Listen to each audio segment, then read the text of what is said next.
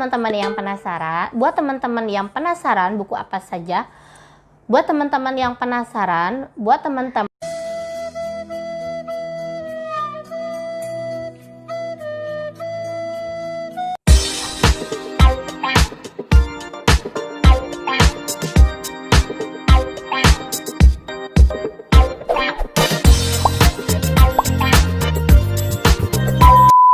Halo teman-teman semuanya, jumpa lagi bersama aku Ayu.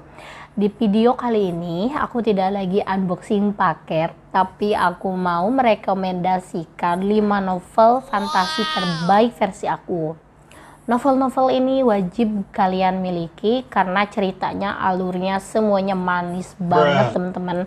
Buat kalian yang memang penggemar novel fantasi, jadi jangan lewatkan video ini. Teman-teman yang penasaran buku apa saja yang aku mau rekomendasikan, tonton terus videonya. Oke teman-teman, buku pertama yang aku rekomendasikan adalah The Silmarillion karangan Tolkien. Tolkien itu adalah pengarang The Hobbit and The Lord of the Ring. Jadi, The Silmarillion ini adalah karya epic legendaris Tolkien yang mendahului The Lord of the Ring. Karena novel ini tuh sebenarnya lebih menceritakan tentang terjadinya alam semesta, pembentukan alam semesta, teman-teman. Jadi di sini tuh diceritakan ada 3 Silmaril. Silmaril itu merupakan batu permata. Sebagai apa ya, intinya kayak inti bumi lah, jadi yang menopang bumi alam semesta ini gitu. Tapi sayangnya ketiga batu itu dicuri oleh Morgoth. Jadi Morgoth itu adalah dewa yang begitu jahat teman-teman. Oke teman-teman, buku ini tebal banget kan ya. Karena tidak heran, karena Tolkien di sini itu benar-benar mendongeng, benar-benar menciptakan pembentukan alam semesta itu seakan-akan mendongeng ke kita, ke anak kecil. Oke, uniknya dari buku ini adalah kita akan mendapatkan mini peta seperti ini teman-teman. Jadi mini peta seperti gini, mini peta seperti ini. Ini adalah katanya peta dunia, intinya peta alam semesta yang diceritakan oleh di dalam buku The Silmarillion ini. Jadi kalau kalian lagi baca buku ini, pasti kalian kepengen lihat peta, karena aku juga benar-benar agak susah mengerti, jadi butuh berulang kali untuk mencerna apa sih maksudnya ini tuh, bagaimana sih ini jalan ceritanya. Dan emang berat banget menurut aku, ini buku karya yang berat banget untuk baca buat aku, untuk dijadikan hiburan tiap hari gitu. Intinya buat bacaan tiap hari itu agak berat banget ya, karena kita tahu bahwa karya-karya semacam The Lord of the Ring itu bener-bener bagus banget kan, apalagi ini.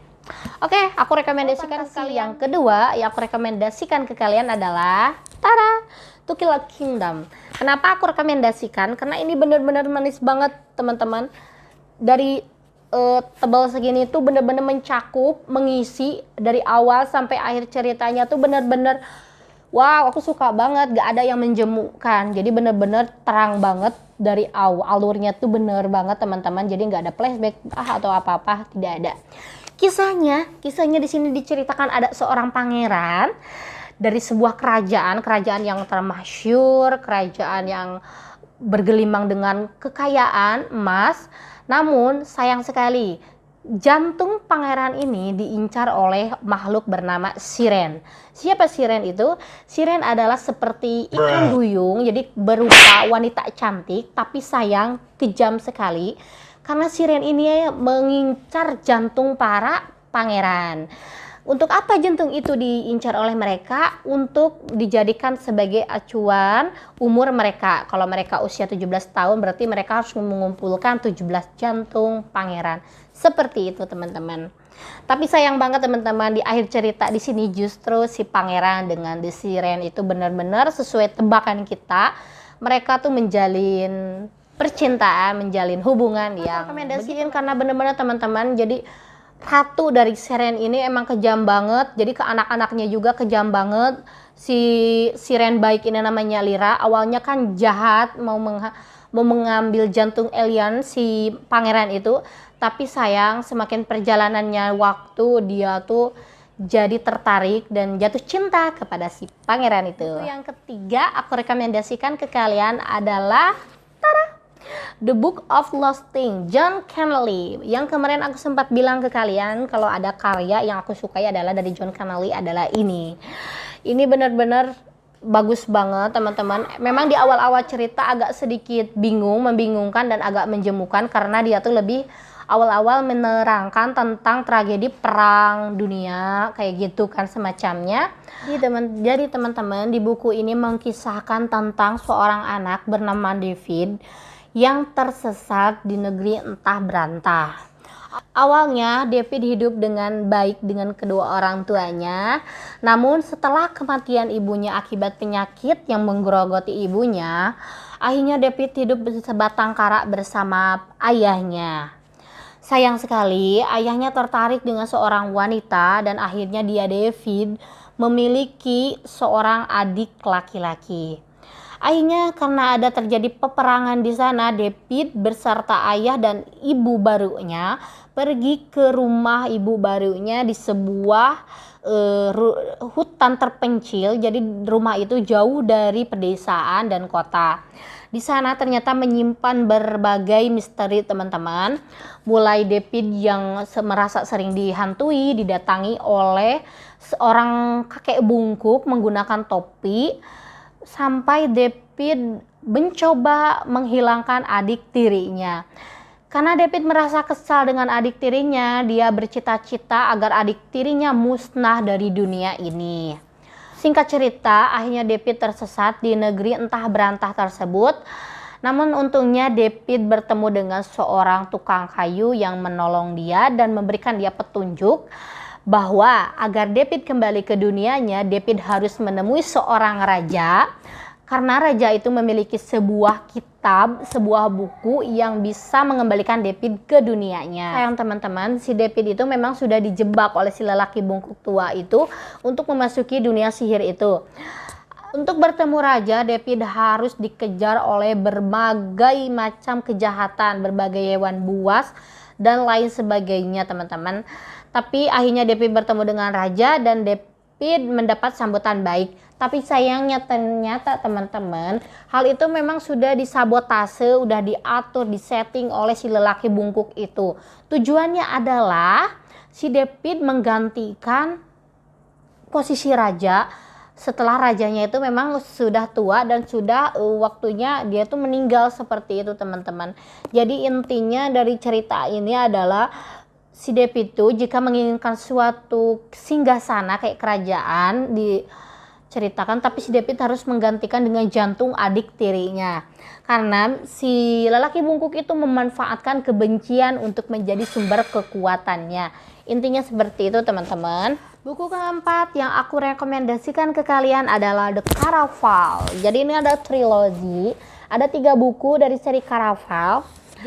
Nah di buku novel Caraval ini kenapa aku rekomendasikan ke kalian, karena ini benar-benar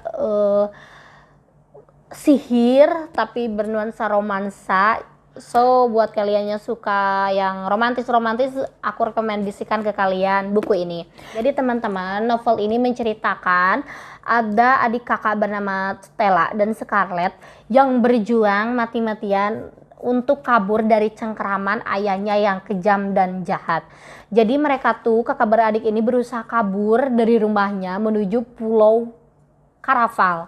Jadi tiap tahun si Scarlett ini tiap tahun dia tuh mengirimi surat ke Master Legend. Master Legend di sini adalah pemilik Caraval tersebut, agar si Stella sama si Scarlett ini dapat diundang ke acara permainan Caraval tersebut.